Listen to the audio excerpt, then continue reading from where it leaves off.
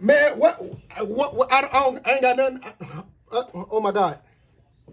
I don't even know where to start. Georgia Southern beats Nebraska 45-42. Game was phenomenal.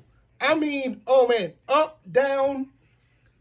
I'm still in shock because I'm going to be honest with you guys. I felt like we can win this game, but the way that we won it was, oh man, this had my heart pounding. Y'all don't understand. Y'all don't understand. Ever since we came into the FBS, ever since we left the FCS and came to the big boys, came to the Sun Belt, we've been waiting for a win like this. We've been waiting for a win like this. The Florida game was awesome in 2013. That was great. That was what the last game we were in the FCS. We've been wanting a game like this to show everybody that we can run with the big boys. Yeah, we won the Sun Belt when we first came into the conference, but we needed this type of win. The Minnesota game, that was on my back forever because we should have won that game. Y'all just don't know how I feel right now. Oh my God. Let me get these stats up because I'm all over the place. I'm all over the place. Oh my goodness. Let me get these stats up so we can talk about this. We need to talk about this. Okay, Kyle Van Treese, 37-56, 409, one touchdown, two picks. One of the picks wasn't his fault because he got hit once again, kind of similar to the Morgan State game. I'm not going to hold that against him. But that first one, terrible. But overall, this offense played very well. This offense was phenomenal. I mean, Joe Green, 10 for 132. Jalen White, 7 for 85. Both had 2 touchdowns. Kyle Van Treese with the clutch, running in for the touchdown. The go-ahead touchdown to win the game. I mean, man, I just don't know. I'm going to tell you, I don't know how to feel right now because it's been so much talk. Even before Coach Clay Helton came here, we couldn't win against the Power 5 team. It took us to get a new coach. Once we got the new coach, everybody was talking noise. Coach Clay Helton can't do this. You know, he's going to ruin that. USC fans coming around doing this. I mean, it was just so much that was, I'm going to be honest, it started to wreck my nerves. Now, and I kept my composure, just continue to make episodes for the podcast. I just wanted to, look, this is the recipe you have to do to win this game. And they ran that recipe to perfection. They spread everyone out. Coach Clay Helton spread and company spread everyone out and set up the running game. The first 2 touchdowns was predicated off the run. Beautiful running game by Jalen White, Joe Green, and everything everybody else who participated, blocking upfield, creating diversions, being a decoy, all this other stuff. Everything was great. The only thing that I hate about this game, that Sam Kinnerson went down. Sam Kinnerson went down.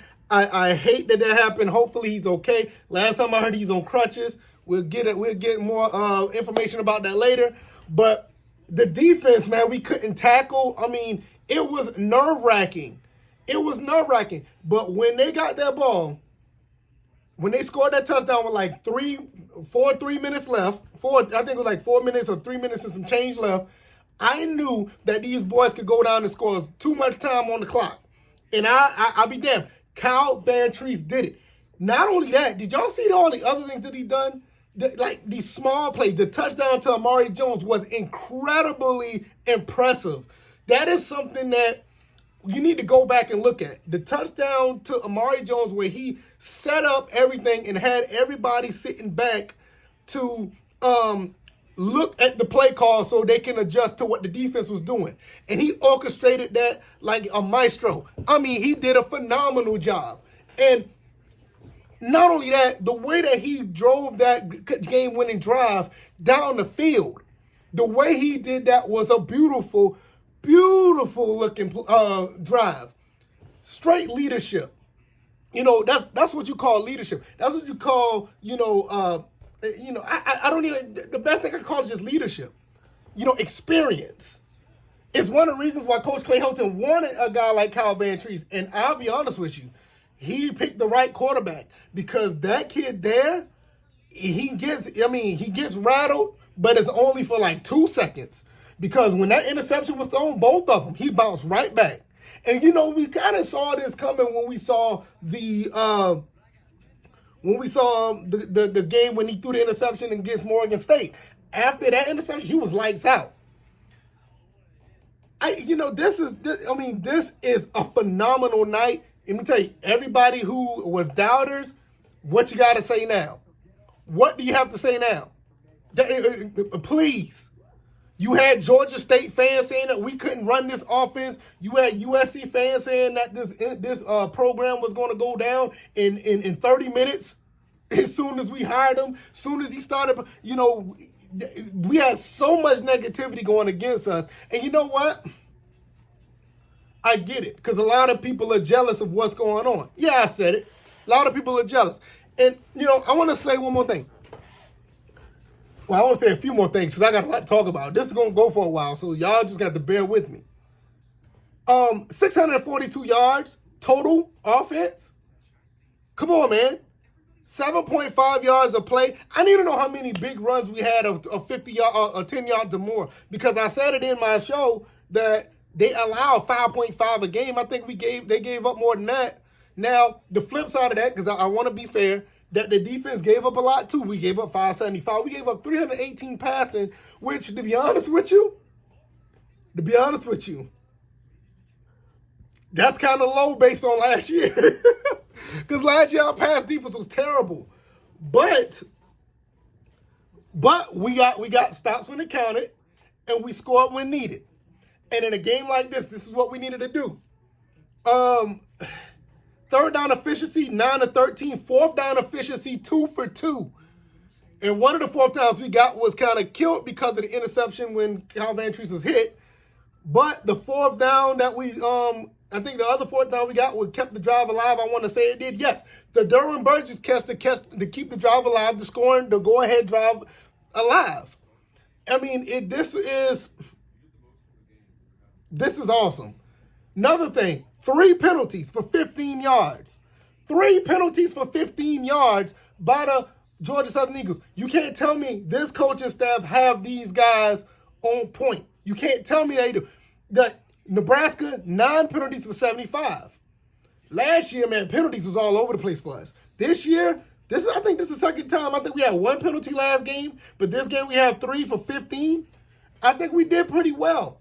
Look, main thing about Georgia Southern, we have to handle with the tackling. The tackling has to change because we can't tackle for nothing. We saw it in the Morgan State game. We see it in the Nebraska game. We're about to go up against UAB. We got to start tackling people. And speaking of the UAB game, I feel good about the UAB game. I'm going to tell you something right now. I said that game was going to be a loss. I think we could beat them. As a matter of fact, I think we can stomp them in the wine. I think we could beat them by at least 20 to 30 points. I'm saying it right now, and I'm going to stick by it. And I know I said I was going to go 8-4, but I don't know, man. Looking at App State, congrats to them for winning. Looking at Georgia State. Hey, Georgia State, come on, man. Where y'all at? Where y'all at, Georgia State? Where y'all at?